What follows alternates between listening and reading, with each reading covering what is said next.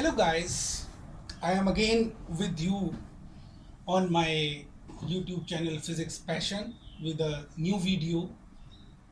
Today we will discuss product of vectors. In last lecture I have discussed basics regarding vectors and I will proceed today for this product of vectors. So when we have to multiply two vectors, two or more vectors, this product can be taken in two ways. It can be scalar product or it can be vector product. Let us see what is scalar product first. We also call it as dot product. Scalar or dot product of two vectors, say vector A and vector B, that is defined as A dot B. See here, I have put a dot over here, dot product A dot B. This A dot B is equal to mod of A in magnitude of A, mod of B, magnitude of B, and cos of theta, where theta is the angle between these two vectors. You can see this figure, vector A and vector B, they are having an angle theta in between them. Theta, this is the angle between A and B. So A dot B means mod of A, mod of B, and cos of theta. Theta is the angle between vector A and vector B. So either we write mod A or simply A without vector sign. This is the magnitude of vector A. B mod B or simply B, that is magnitude of B and cos of theta. So A dot B is equal to A B cos theta. This is how we write dot product of two vectors. It can also be written in another way. I have written over here A into B cos theta. What is B cos theta here? This B cos theta is the component of this vector B in the direction of A. So it means we can also say that dot product of two vector A and B is equal to A into B cos theta, means it is nothing but the product of magnitude of one vector, vector A here, with the scalar component of other vector in the direction of first vector. Here in this figure you can see I have written this is vector A, this is vector B, theta is the angle between them, and this component of B in direction of A, that is B cos theta. So A into B cos theta, this is another way to represent the dot product. Example where this dot product is involved, that can be in work, force into displacement, F dot vector S, Fs cos theta. Again another example can be power, F dot V, Fv cos theta. So these are two examples of dot product. Okay, next is properties of scalar product. In this, first one is scalar product of two parallel vectors. In case of parallel vectors, of course, theta is equal to 0. So A dot B, if we write for parallel vectors, it will be A B cos 0. Cos 0 1 means simply A into B. And if I write for parallel unit vectors, then I dot I, similarly J dot J and K dot K, they will also be 1. Second property is if I write dot product for perpendicular vectors when theta is 0, then A dot B, that is equal to AB cos 90. Cos 90 being 0, so this dot product of two perpendicular vectors will be 0. If I write for perpendicular unit vectors, then I dot J, J dot K or K dot I, simply they are equal to 0. Third one is dot product is commutative, mean A dot B equal to B dot A. Of course, it will be AB cos theta. This will be B into A into cos theta. So this is commutative property. And next one is dot product is distributive also. If I take A dot B plus C, it can be written as A dot B plus A dot C. So this is distributive property of dot product. So next property of scalar product I have taken, I have represented scalar product in terms of Cartesian components. For this, let me allow to take, let vector A in Cartesian component, A is equal to Ax I cap, Ay j cap plus Az k cap. Similarly B, Bx I cap, By j cap, Bz k cap. I take A dot B, A dot B.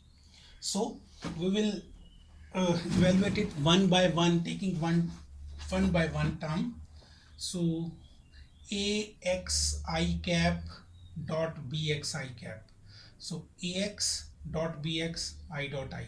Similarly ax by I dot j, ax bz I dot k. Fine. Similarly with this second term, ay j cap, product of all these three components of vector b, ay bx j dot I, ay by j dot j, ay bz j dot k. Now with this third term az k, it will be az bx k dot I, az by k dot j, az bz k dot k. Now we have just seen that for scalar product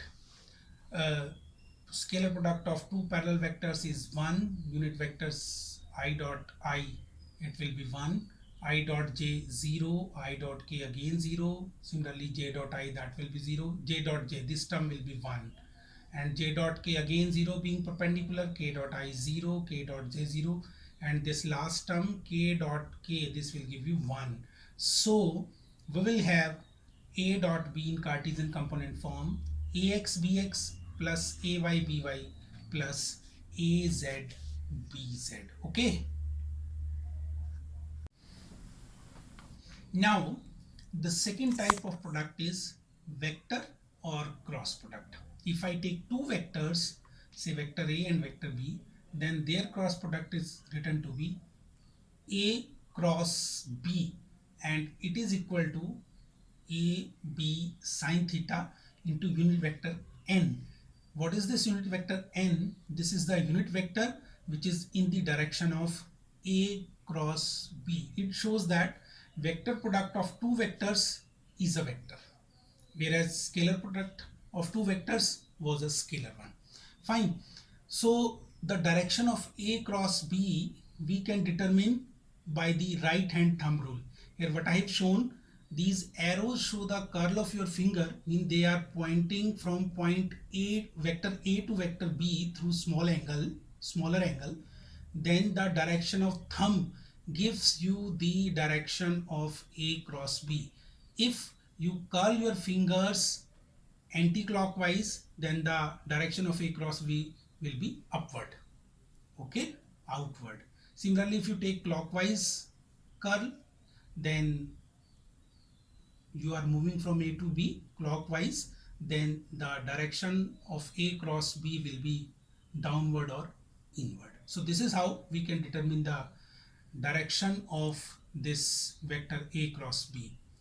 Examples I have listed, say torque, which is equal to r cross f, cross product of position vector and force vector. Then angular momentum L, again r cross p, p is the linear momentum. Next one is linear velocity, v equal to omega cross r. Omega is the angular velocity of the particle in this case. So linear velocity will be cross product of angular velocity and position vector r. Okay. Now we will discuss properties of cross product. First one, if I take cross product of two parallel vectors, in that case of course theta will be equal to 0. Two vectors, vector a and vector b, which are parallel, a cross b, their cross product will be a b sine theta, means sine 0, and cap means simply 0. For unit vectors, rather unit parallel vectors, I cross I or j cross k, j or k cross k, mean cross product of unit parallel vectors, that is 0 of course. Next we can see in second point, for perpendicular vectors, what will the cross product when theta is equal to 90 degree? A cross b is equal to ab sine 90 n cap, mean ab into n cap, where this n cap is the unit vector perpendicular to both vector a and vector b, or perpendicular to the plane containing vector a and vector b. Now we go to unit vectors, perpendicular unit vectors. We can see I cross j, that will be k cap, j cross k cap, that will be I cap, k cross I cap, that will be j cap, or j cross I if I write, minus k cap. We have seen it is anti-commutative. K cross j equal to minus I cross k equal to minus j cap. You can remember these positive and negative sign with this figure. You can see I cap, j cap, k cap. If I take the cross product of the two vectors anti-clockwise, I take the vectors, then that will be positive, and if I take clockwise it will be negative. For example, I cross j, that is positive k, but if I take j cross I mean clockwise, that is minus k cap. Okay. Okay, now we will move ahead with properties of cross product. Third property is that cross product is anti-commutative. If I write A cross B, that is equal to negative of B cross A. Cross product is anti-commutative. Next is it is distributive also. If I write A cross B plus C, that is equal to A cross B plus A cross C. This is distributive property of cross product.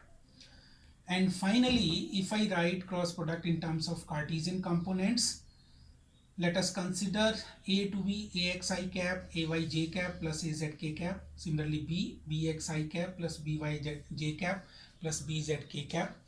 We have to evaluate A cross B. Either you can take cross product of term by term, or you can also solve the determinant here shown as I cap, j cap, k cap, ax, ay, az, bx, by, bz.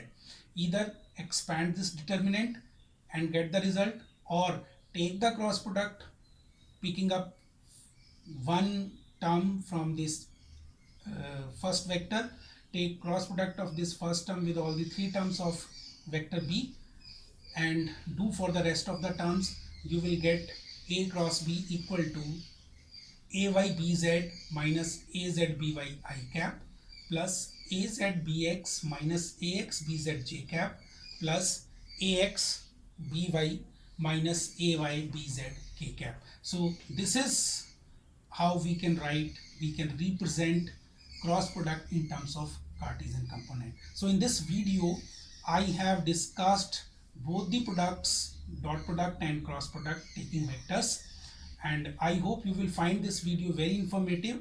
I will come up with some other topic in the forthcoming videos. Thank you very much.